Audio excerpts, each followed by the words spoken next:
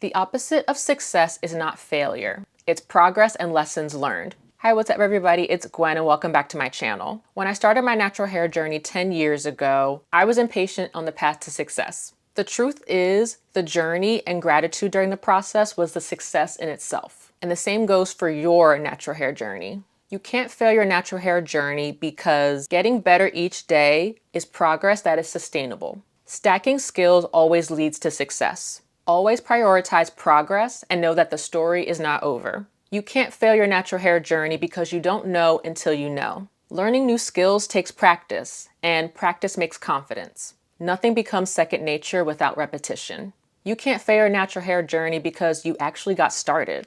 Any desire means that you can have it. Showing up takes courage, and continuing to do so means that you're going to succeed.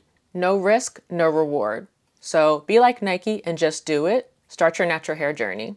In the next video, we'll talk about 3 ways you can start taking care of your natural hair today. If you enjoyed this video, hit the like button and subscribe.